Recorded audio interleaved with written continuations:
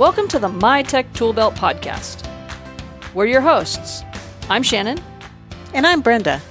And this is a podcast where we highlight educators who innovate, engage, and inspire through the use of technology.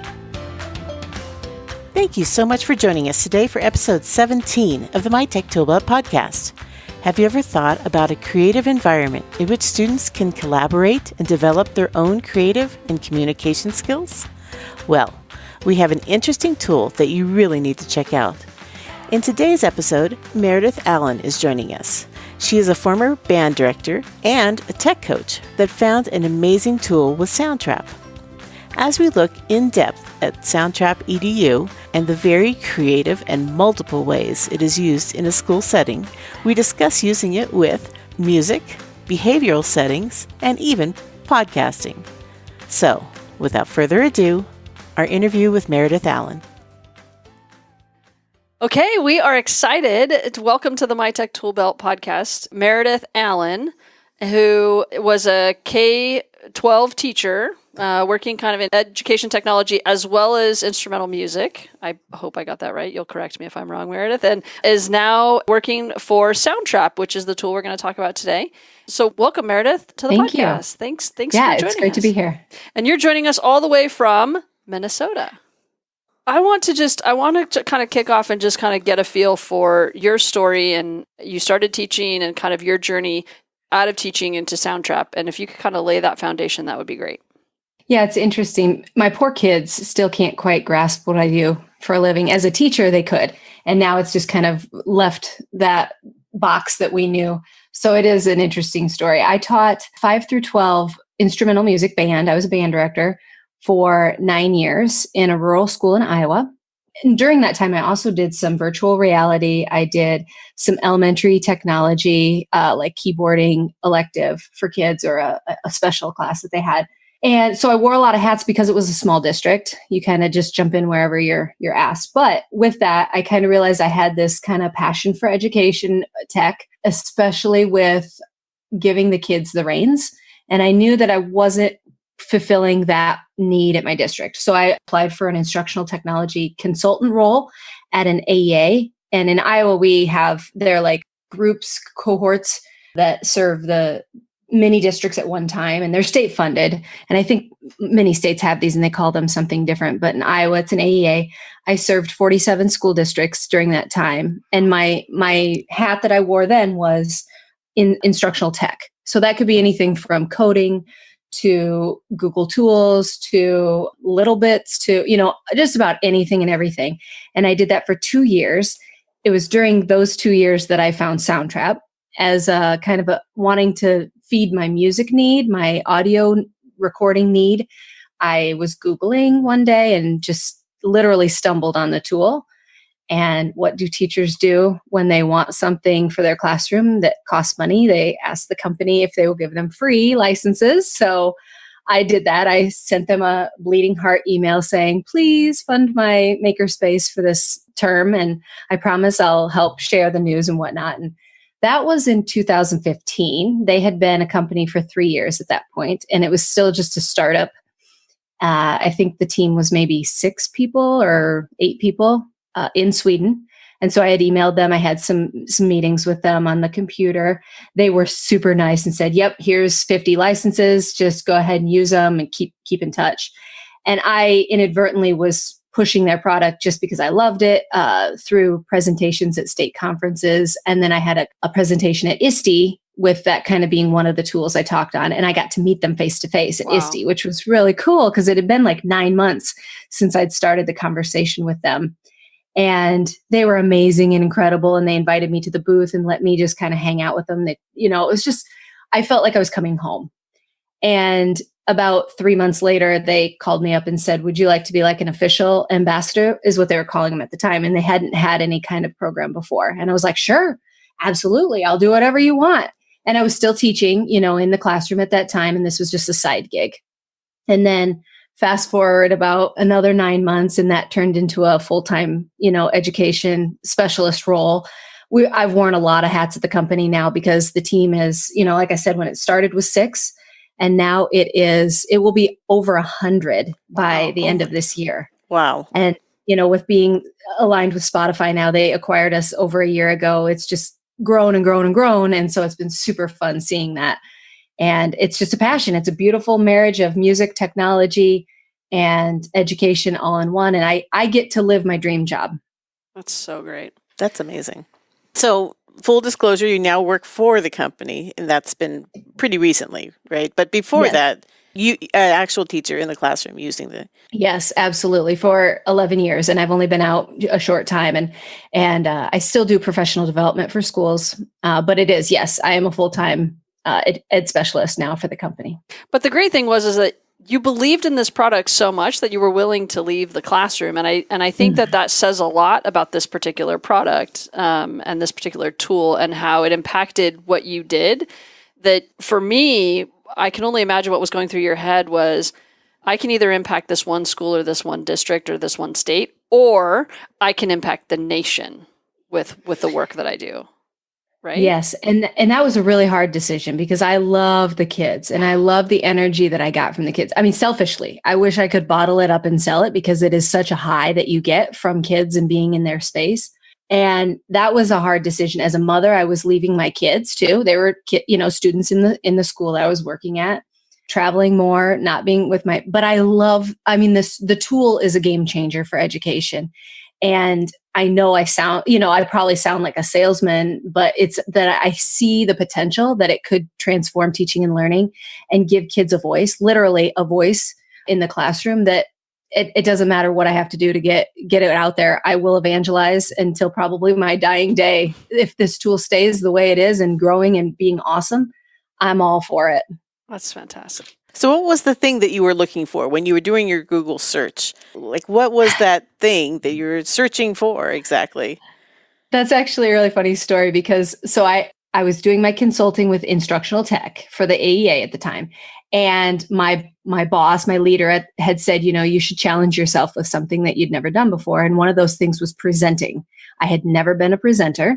I'd only taught, in the classroom. I had never tried to, I was never in that role. And so I was looking up and I thought, okay, there's the Global Ed Conference in November. It's online Global Ed Conference. And I thought this would be safe. I could submit my name and see if I, just submit, to go through the process of that. And it's online. So it's not like super intimidating with like having a room full of people. And I didn't think I would get chosen. And I picked something like the universal language of music in global collaborating. I can't remember. I came up with some cool title and I was like, oh, I'm going to talk about global collaborations with music. And I figured if I did get chosen, I could, skill up on it and learn what I needed to because I had a few things to talk on, but I got chosen and I was like, oh, okay, I guess I got to do my homework now. And actually one of the first websites was playingforchange.com that I had found. And it was kind of it's really super cool because they live record at these places with these different cultures. And they videotape it and then they turn it into a music video. And it really is, it pulls at your heart because you see, and it's beautiful music. It's so cool. And that was kind of what got my gears turning. And I thought, there's got to be some way that we can do this in the classroom. Like, yeah, we're not going to be able to hire crews to go to these random, very remote places in the world and talk to natives. But we should be connecting kids, just to each other. That should be easy enough. And then not just have them be connected like via email or like on a Google Doc, but in a creative way, like being able to create music. So I Googled global collaborations and music.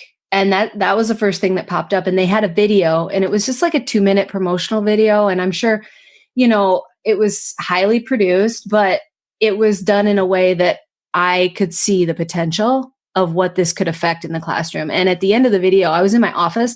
Never forget that moment. I was in my office and at the end of the video, I was bawling because I realized that I didn't know that the tech was out there. I didn't know we could audio collaborate live on a web browser. I didn't realize that. And 2, I was in this tiny town in Iowa. I love the town, but the kids there don't get to see the world like some do. And they don't have those opportunities to make connections. And this was one of those tools that I thought, oh my gosh, we can now have somebody in Iowa be creating music or a podcast or commercial with somebody in Canada or London or Japan or, the walls are gone now. There's essentially no walls. And that was it. Then, yeah, the story is now. That gives me goosebumps. I know, right? That's that type of a physical, visceral reaction in a really positive way that you had when you found the software was like, little did you know that, how many years later you'd be here, right? Like working for the company. And I also love the fact that you found it in yourself to go ahead and ask the company, is there any way I can have this, to try? And I think that good for you. Well, it was cool. So they contacted me afterwards and said, let's do a hangout or a Skype meeting or whatever. And I was like, yeah, sure. And I put it on my calendar. I didn't think much of it. And then about a half an hour before the meeting with the company, I decided to Google their name, the guy's name that I was meeting with, just to kind of make sure I knew who I was talking to. And a TED Talk came up. And I was like, oh, wait a minute. And this is like proof that the company hires so well. So his name was Ashken Ferdost, and he's no longer with the company because he's like a biochemist as well as a music producer, as well as just a genius. Of course. And he had worked with the company at a small time at the beginning. I think that he was kind of the idea of the Education Ambassador Network, kind of starting that, and super nice guy, but they are smart. They are so smart. And I am blessed to be on such a team that pushes boundaries, but does it in a very thoughtful way. And, the platform itself was really teacher created because they didn't know that their software was being used in the education platform. They thought it was just for musicians because this is a company in Sweden, Stockholm. 3 guys started it for the music scene.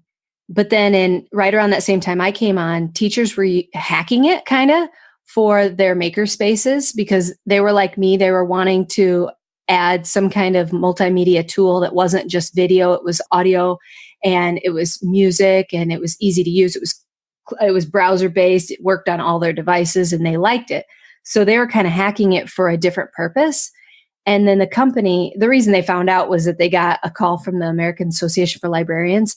And they had gotten a Best Teaching and Learning Award for that year.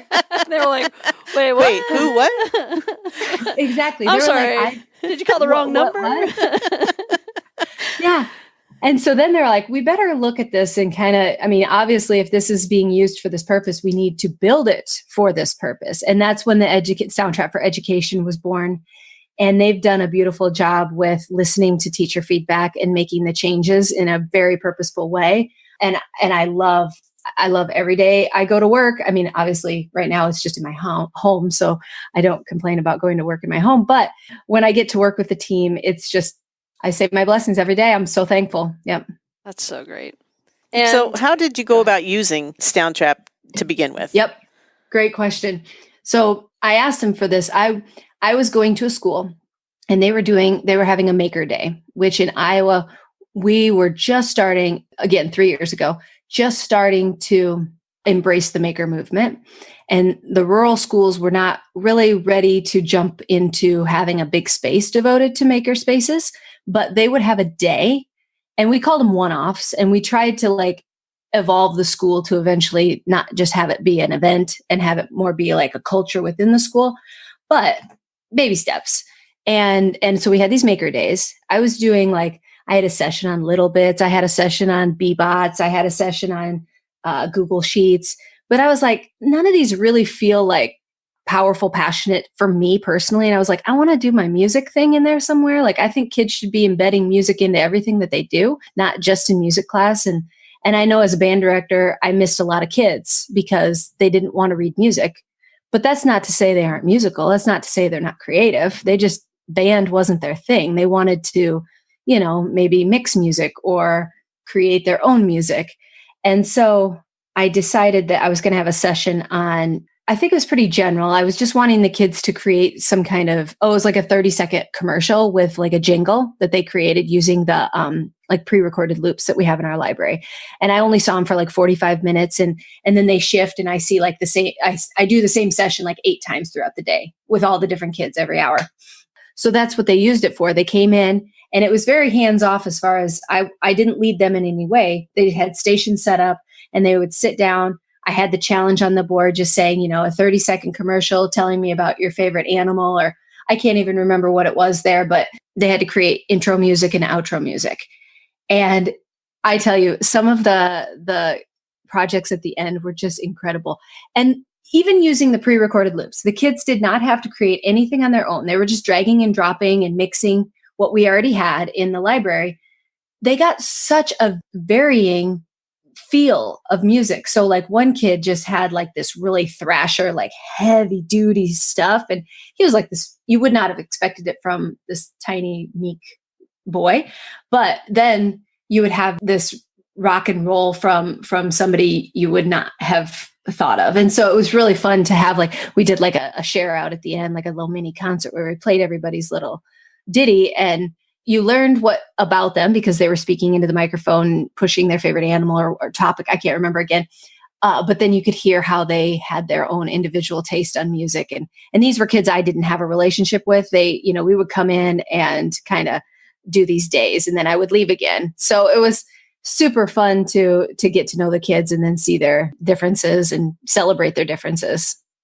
That's so cool. Mm-hmm. So cool. Yeah. So we've got kind of I think I want to be really explicit about what the tool Soundtrap is, because I want you to kind of explain it as it is a tool that does X, mm-hmm. because you kind of talked about how the kids are using it, but I want just everybody to know this is what it does or what it can do. The easiest way for educators that are somewhat tech savvy to understand it is if GarageBand and Google Docs had a baby. I love that. Yeah. So if you're not familiar with GarageBand, it is an audio recording tool for Macs. And if you're not familiar with Google Docs, it's a collaborative way to share information in a paper form. And so we have put GarageBand-ish up in the cloud in a browser. And we've lowered the learning level a bit so our design is a little bit easier to use. 4-year-olds can jump on and create. So then that's kind of the GarageBand side of things. The Google Docs side is that it works on all devices because it's in the cloud, accessible to all, but it's collaborative. So you've got this basically a recording studio in the cloud. And instead of going to the soundproofed space and having a mixing board and having somebody behind the glass, you're now just in front of your computer doing that same stuff. And you don't have to be with your collaborator in that same space. They can be on their laptop looking at the same information, the same project. So then you have this chat feature and you can text chat to each other like, hey, check out track 2, I changed something. Or you can video chat with them at the same time as well. So I even you say GarageBand, Google Docs, and Skype had a baby because we have that video chat feature. And so it's really that. It's an audio recording studio in the cloud, super easy to use. And then the Soundtrap for Education really is for teachers that are worried about, and all teachers should be worried about this, but student safety and security. We have a walled garden feature that the kids are in a safe space to collaborate. So you as a teacher get to control who they see. So it's not open to the world. It's COPPA and FERPA compliant environment, and everybody knows who can see who. And so that's the part that was built for educators, because that should be probably first and foremost when we're thinking about online tools. And so when it was originally built, it wasn't built for education. So when the teachers were hacking it, it wasn't really meant to do that. So once they became aware that this product was being put into place in schools, those kind of safe walls went up, and it became an even more powerful tool in the hands of educators, which is super exciting. So one of the things that I forgot to mention in the introduction was that we reached out to you from the ISTE conference that we were at. Brenda, I think, ran into the Soundtrap folks and they gave us your name, or I reached out to you via email, and like 30 minutes after you replied to the email that I sent you to be on this podcast, you and I were on a video call together that someone else at Best Buy for Education had arranged for us to meet, because Best Buy for Education knew what I was doing in my kind of university institute space. and was like, you need to meet. And so I had no idea who I was meeting until literally I was logging in and was like, Meredith Allen, that name looks familiar. Funny. You had like literally just replied and had booked like our pre-interview call. And so, and you realized it, I think probably that right at that exact same time too, as we were logging into that video conference. That Yes. Yep. So it was destiny. You couldn't miss me. I was going to be wherever. You were going to be on this podcast, whether you wanted to or not, because the fates were bringing us together. It was, so as you and I were kind of having that other call, and you were explaining this to me, I was in shock because we're new to the podcasting space, newish. We've been doing this a little less than a year now. And I was like, this is a game changer for bringing podcasting to education, which is something I'm very interested in. This is a game changer. It meets ISTE standards. It meets those collaboration standards, the critical thinking standards. It's bringing the arts into this. It really just kind of brings all of these super cool, standards together into this product that is amazing and exciting. And so you had shared and alluded to just a few minutes ago about the library or this walled garden, but there's the looping and the opportunities that are in there. But there's like lesson plans for teachers available too, right? So like teachers who are interested in starting this, the entry point is low, right? Like it's just the threshold for entry is like you can get started tomorrow. Yes. And that's one of those things where, again, I love the company because they've done things right here is we've built it. So we say we want a low floor and a high ceiling and really a limitless ceiling, like no ceiling at all. So anyone can come in and start creating. And oftentimes, and I was one of those teachers too, where I was like, I need to know this tech before I give it to my kids. Like I'm a bit of a control freak in that way, but this is tech that you don't need to know any of it, really, just enough to start a project. And the kids will take off. And I've seen it time and time again where, the teacher is a bit like I was in the classroom, like leery to just throw this tool at them without like tutorials and like information on how you click here or you click here. But the thing is it's so intuitive of a tool that the kids are answering their own questions and then teaching the teachers, which is to me the best situation possible right there. And we also have a teacher course that they can take that is like, it's free and online. It takes like an hour maybe. So if you are feeling a bit like, I need, some more steps here, we have that. And then I'm super pumped about they added a resource tab within the EDU platform. And we're going to be redoing that. It's great now, but I'm always like, it can be better. And so in January, we're going to be redoing the resource tab where the lesson plans that we do have are just going to be more accessible and visible, as well as some other features. We have hundreds of lesson plans. We have teacher stories. Probably every 2 weeks, I come out with a new teacher story on our blog, which is somebody else just sharing their experience. And we have a community and a Facebook group that's vetted. And it's so positive. Everything that comes out of the EDU Soundtrappers is positive. And I love that because it's like if they jump on the Facebook group and they're like, hey guys, I have this, and this. What are your suggestions?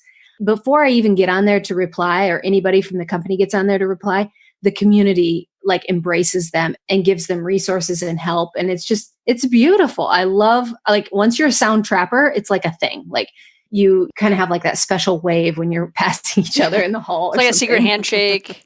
Yeah. You wear a special badge. Well, yes. And they actually do have badges on their website Excellent. for Soundtrap educators. Perfect. Well, I think that those resources and that availability, that teacher embracing feeling is really what makes it's a reflection of the company. And I think we couldn't say that enough, is that the company as a whole just really seems to embrace the education as a serious piece, and that they're so passionate about bringing the arts and the music into education. And that's huge.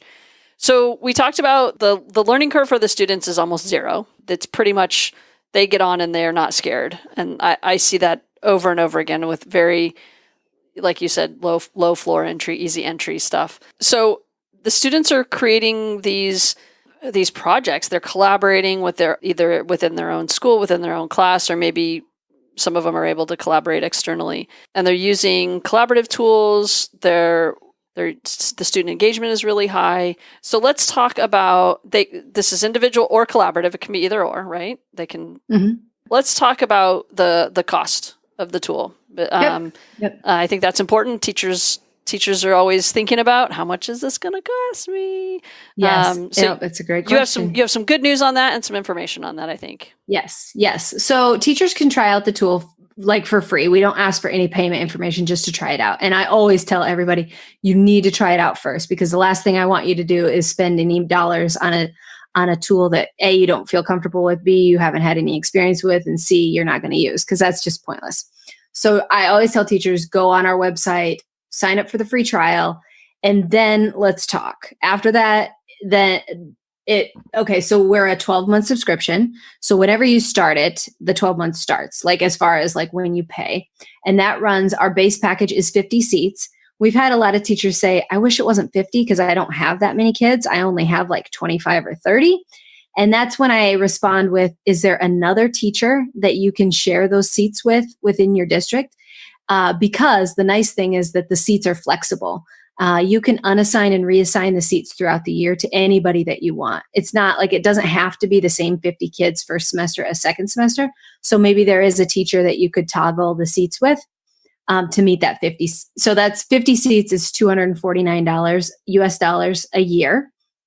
And then we have a lot of districts also that are looking on a district level, because it is a tool. They're thinking of it as a creation tool, period. They're not tying it to a subject. They're not tying it to an age level necessarily, because they see how open-ended it is, and they want it just accessible to all their kids.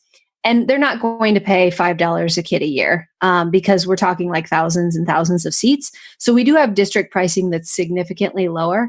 And then we do with the district pricing, we do multi-year discounts. So if they're willing to commit to 2 or 3 or even 5 years, we've had a district that just jumped on for 5 years, then we keep bumping it down because we want to make it as affordable as we can.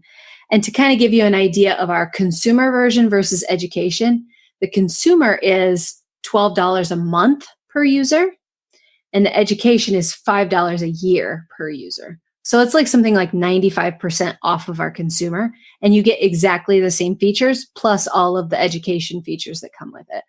So we try to make it as free as possible with still being able to, have a team and build the program. Well, and keep everybody employed and keep building the program and keep building the platform and making it safer and more robust. So I think, at 50 seats at $250 is extremely, I think, affordable.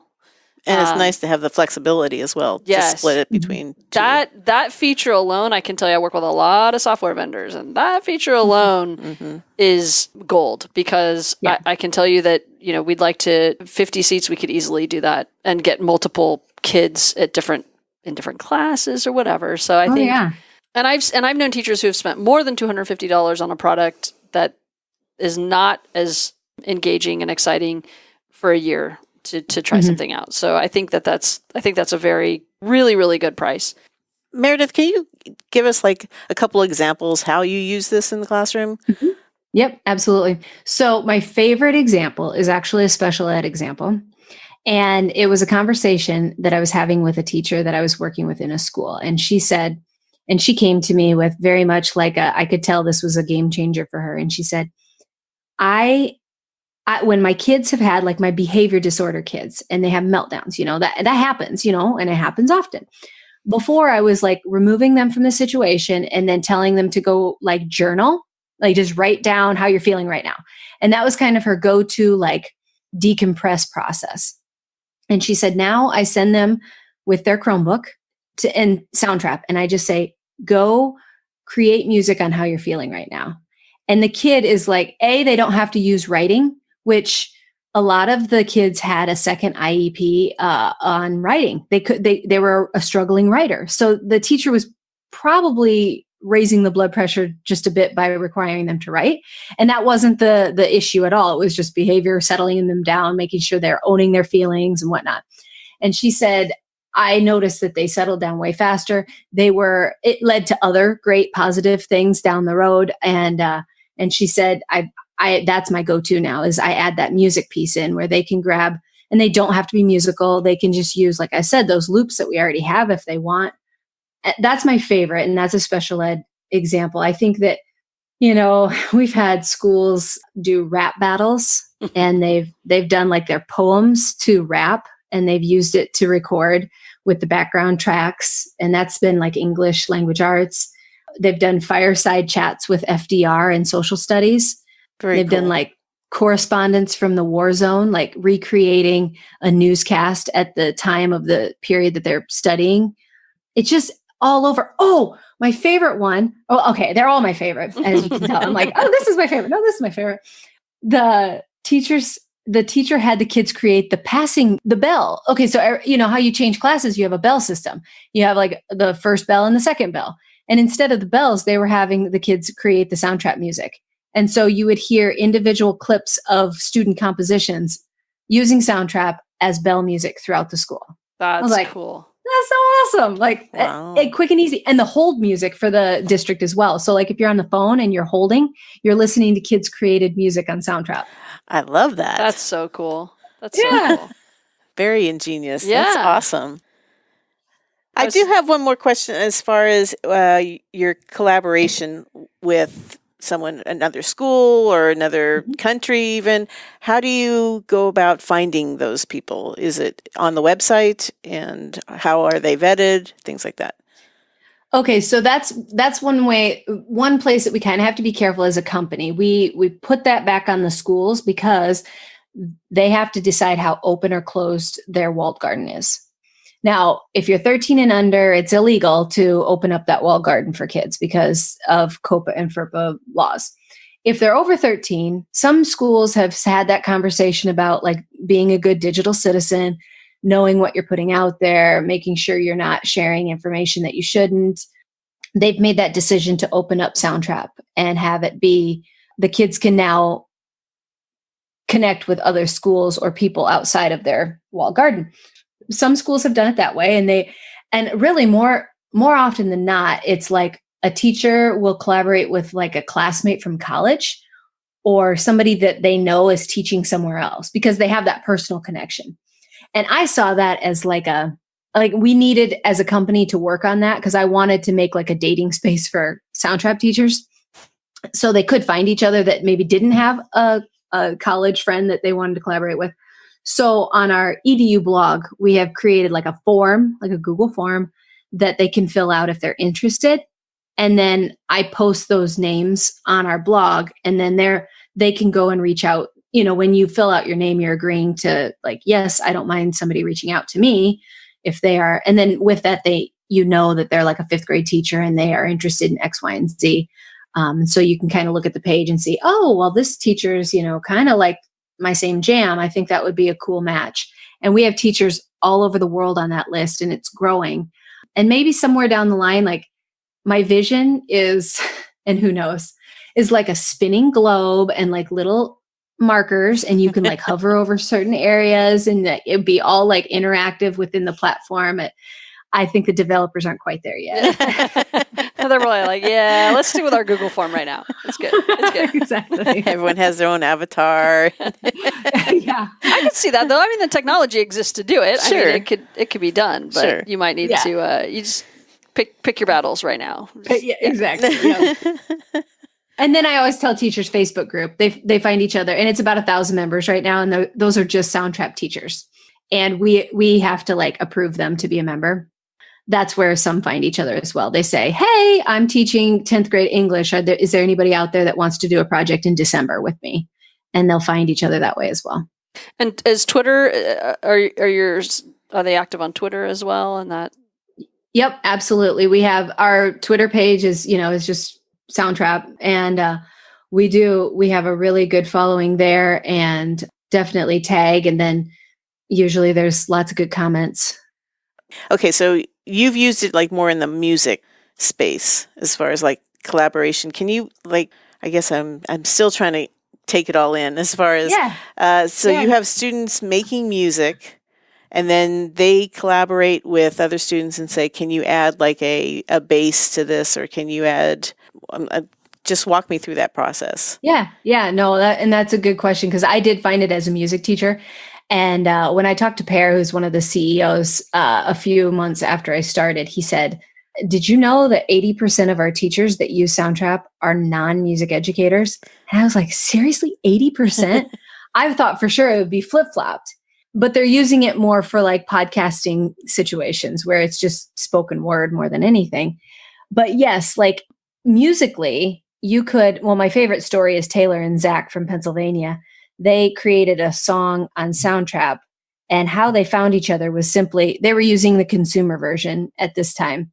And they were just, Taylor threw out a message in the community and said, "Hey, I'm looking for a guitarist." And that guitarist ended up being 3 hours away, Zach. They connected, they recorded this song using Soundtrap, and that was it. And literally that was it. They never met each other face to face. And if you listen to the song, like somebody shared it with me once, and I was like, this is like radio worthy. This is like a legitimate digital audio workstation. Like this is professional sounding. And so that's one way that users use Soundtrap is yes, like, oh, I don't have a drummer. Can you be my drummer on this piece? But now we see the shift to the podcasting world, and that's just going, oh, bonkers. Like I can't wait. I can't tell you about what's coming down the pipeline yet, but you are going to be like, as podcasters yourselves, you're going to be just like shocked at what like, again, technology I didn't know existed. Well, like, it's just crazy what we're going to have down the line. And also with that, accessibility and being a tool for all learners, and heavier on the audio side and not so much the written. So if you're assessing a kid on their learning and you're requiring them to write, maybe you shouldn't be. Right. Because you want to know what they're thinking, not what their writing ability is. And so I have some game-changing tech coming down the road there. So stay tuned. I know, we're so excited. We're very excited. And I think one of the things, you have sent us some videos that we'll put on our links to in our show notes. But one of the things that I saw when you and I were meeting face to face, and you did kind of a share screen with me, was that you're able to pull these different tracks together, and everybody can put in a track, and everybody can edit and move things around. And there's really like, is this person just a viewer, right, to this thing? Can they just listen to it? Or are they a collaborator? You have like that kind of that Google Doc-ish feeling of like the sharing versus the I'm just going to listen and comment, or I'm actually like the owner and I can make all these different kinds of modifications to it. And I think when we were talking about podcasting and like how students can begin to podcast, they can record. If you're a night person and I'm a day person, we can record our pieces. We can bring those two pieces together. The intros and the outros can come together by someone else. And then all of a sudden you've brought together this whole project in these different tracks and got rid of all the ums. I'm an ummer. So Brenda cuts out a lot of ums out of my audio. But I think that was really cool. And I believe you did share those types of videos and stuff with us so that we can see those. Because I think that helps. I think as an educator, it helps to see what that space looks like. And I know that because we're a podcast, we can't show you that space, but it is there. We can put it up on it's our on our website. It's on the website, is in the show notes. But one of the other things I think is so neat about podcasting for students is, we had gone to an ed camp not that long ago and talking about what better way to hear students' voice than to be able, like, even to give them an assignment and say, okay, we're going to work on a podcast and you have all year to work on it. And you can have it on any topic you want. You pick whatever topic it is, whether it's Fortnite or it's Barbie dolls or collecting rocks, or whatever it is, whatever you're passionate about.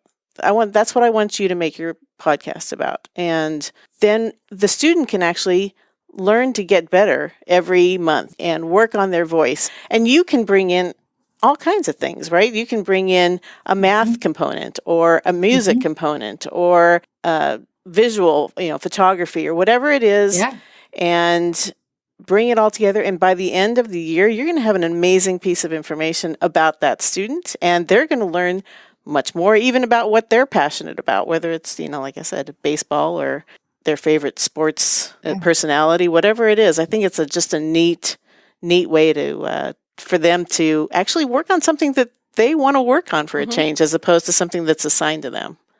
Yeah. And as a mom, I had a moment, and I haven't told the story in a long time. But my daughter, my teaching changed when I had kids. It just seemed a little bit realer. I don't know. But I remember that one of the moments that I had was with student voice in particular was one of my daughters, my oldest daughter, Morgan, her favorite author passed away of cancer. And we talked about it. We read her obituary. And at the end it was Anna Dudney of the Llama Llama series. And at the end of it, the last line was, in lieu of a memorial, Anna just asked that you read to your child tonight. And Morgan looked at me. She's like, Mom, can we read tonight? And I was like, oh my gosh, of course I can. And we did that night, and we got her favorite Llama Llama book out. And I had my phone in my back pocket, and I thought, I'm just going to record this happening right now. Just a quick record on Soundtrap was there. And so as she's reading, I had recorded her voice. And then later that night, I threw a little bit of music at the beginning and the end and just faded it out and edited a few things. And the next day I had her listen to it. And she didn't know what she was listening to until I put the headphones on. I said, Morgan, listen to this.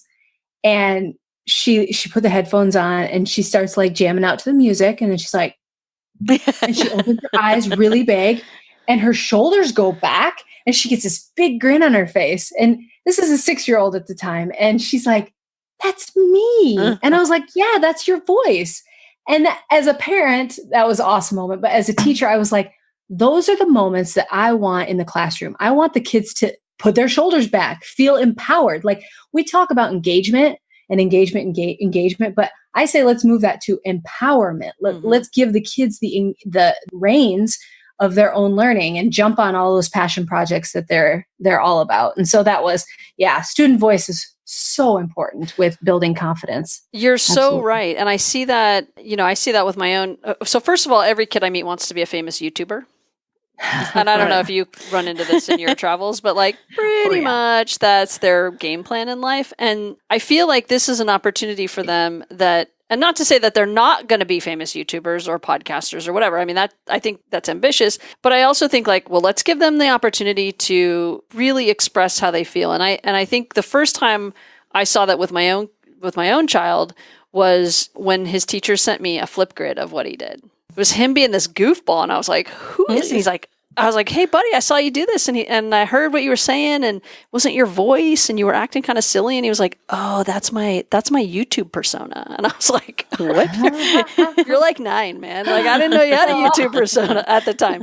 And so I feel like they want that so badly, right? To say something meaningful and have somebody listen. Mm-hmm. And this is a way to inspire that and just give them the opportunity to within some amazing parameters, right? Like a safe place for them to explore that. And it may be music, it might be their voice, it might be storytelling. Who knows where this could lead? But this product, this tool, is going to inspire a whole generation of students to do something that they maybe would never have thought that they could be or do and experience. And so I think that's what I like about this product. And at first I was like, what is this tool, Brenda? And then I was like, oh yeah, this is what it is. I love it. I love this tool. Well, we are coming kind of to the end where we ask you all the super fun questions that we like to ask. One is, what advice, knowing what you know now, you've had 13 years of teaching experience, you've worked as a test coach, you've worked with students, with teachers, and now for this amazing company who is impacting student learning. What advice would you give new teachers kind of coming to the field, listening to this podcast, new teachers at school districts that you're talking to about what advice would you give them? Yeah, no, the first one is that you're in the space right now, which is great, which is you're trying to learn. You're trying to be a lifelong learner. Like, just because you left college and you're done with college doesn't mean that you don't stop learning, and you need to immerse yourself in spaces to further your education. And listening to these podcasts, or going to professional development trainings, or taking a class, or being on a Twitter chat, that's huge. And with that comes the connection piece. So when you're on Twitter, or when you're doing, you're in some kind of community online, you're connecting with other educators. And I think that's really important, because within those connections, you're going to probably first and foremost build a support system that you might not have face to face. And so I would say to them, if you don't have a support system at school, like if you feel a little bit isolated or, alone in your teaching practices, and you maybe feel like a fish out of water, or kind of like the ugly duckling of the group, but not, find your group online or find that support there. Because I was there. I remember in my tiny school, and I have great memories of this school and teaching there. It was a wonderful system, but there was a time when I wasn't getting what I needed. I wasn't getting my professional bucket filled for, I needed feedback, I needed ideas, I needed stuff, and online helped me. And so that's huge. And then when I left the classroom and I started working for a different leader, he inspired me more than I ever thought I could be inspired. And it completely switched my shift in thinking about education. And I would say, I don't know if you can make your inspiration happen, but put yourself in positions that you can be inspired, because it has, by having, I'll just say he was my boss. He'd say, don't call me your boss, but my leader at the AEA was Scott McLeod. And he's like a guru ed tech leader. And he basically didn't make it scary for me to open my own doors and go through them. And I needed that to grow as an educator. And so I would say, make sure you're connected, make sure that you have that support system, and make sure you're in spaces that you can be inspired to keep you going, because it will get tough. It will get really tough. And you need those wins in your back pocket to go back on. That's great advice. Yes. Everyone needs inspiration. Man. And sometimes you don't even know you need it. Right. It's just, you're scrolling through Twitter, or you're in your Facebook group, and then all of a sudden you're just like, I needed that. I needed that today, Yep. Oh, and I have one more question for you as well. Do you have any books or things that have either impacted you either professionally or personally that have made an impact on you? Oh man, where do I start? Let's see. My bookshelf is behind me here. Lately, this summer, I read Kids Deserve It. And I liked this one. My friend is a good friend of Adam Welcome. And then it's Todd, I don't know how to say his last name, Nisloni. But it's basically, it's a Kids Deserve It with an exclamation mark at the end, pushing boundaries and challenging conventional thinking. And I really like that book, because it's putting kids first. It's from an administrator's point of view, but not your typical administrator. And it's written in such a way that's it's funny. It's easy to read. I like that one. But I would say The Innovator's Mindset. That's always a go-to good one. Love that. I like Switch. I see Switch on your bookshelf. Yes. I recommend a lot of our teacher interns read Switch as kind of the first year. You're in your first year of teaching. Oh, and Influencer.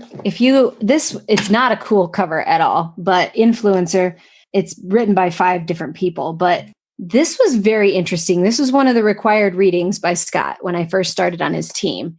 And it's not like anything I've read before. And it talks about how you can design just about anything to get the results that you want. And it talks about like how you can influence in a way that you hadn't thought about before. So that was very good. That was very good too. Awesome. Well, cool. Appreciate all those. Those are I've already written them all down. Yeah, me too. They're going to be in my Amazon cart later. The ones I haven't read yet. I just want to thank you again, Meredith, for taking the time today to meet with us and talk with us and tell us about just how passionate you are. It's clear that this tool has impacted you personally and you professionally. And I hope that it will also inspire other teachers to kind of go out and try this when they're thinking about doing some projects in their classroom, that this connects to all the ISTE standards. I think for students, almost all of them can be talked to. The 4 C's are all met in here. So you were the one that was telling me about there's not just 4 C's, there's 7 C's. The 4 C's are just the 4 C's that like we use for technology or citizenship digital citizenship. Oh, okay. They're not even really digital citizenship. They're just like the 4 C's, like communication, collaboration, creativity, and what's the fourth one? What am I? Critical thinking. Yep, critical thinking. Critical thinking. Yep. And they're more like skills that we want kids to leave the classroom knowing versus, facts. And in the US, we push the 4 C's, which are great. But then when I was working with a Canadian school, they were like the 7 C's. And I was like, wait, what? We've got 3 extra C's. What are these? and they said character, citizenship, and career. And I was like, boom, that is like right there, well-rounded human being. If they can hit on all of those 7 C's for the skills in school. And I really, truly think that open-ended tools, multimedia tech tools that require collaboration will probably hit on every single 7C at some point in the project. Leave it to Canada. Yeah. The Canadians they're rad, man.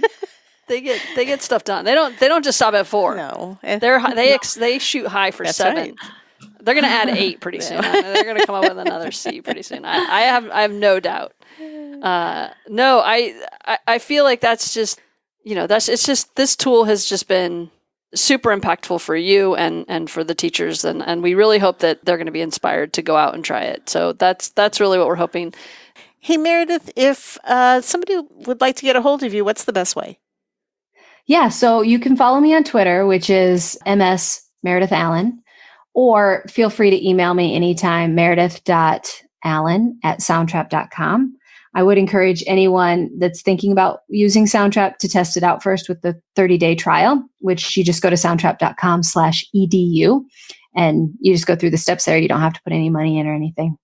Awesome. And Meredith was very generous to give us a 15% off coupon for My Tech Toolbelt podcast listeners. So if you are interested in that 15% off, it's only good through January 1st, 2019. So they need to go to our show notes or our website to get that promo code. Right. So thank you. Thank you for doing that for our listeners, Meredith. Yes. And thank you, Soundtrap. Thank you again for your time tonight. It's been really fun. I look forward to collaborating with you in my other job as well. You guys will see a big rush of users coming online pretty soon. So thank you. Thank you so much for having me. It's been fun. Great. All right. Thanks, Meredith. And we're out. Thanks for listening to the My Tech Toolbelt podcast. If you have enjoyed listening, please rate us on Apple Podcasts or send us some feedback on our website, mytechtoolbelt.com. We would love to hear from you. This will help us deliver the content that you want to hear. Thanks, and we're out.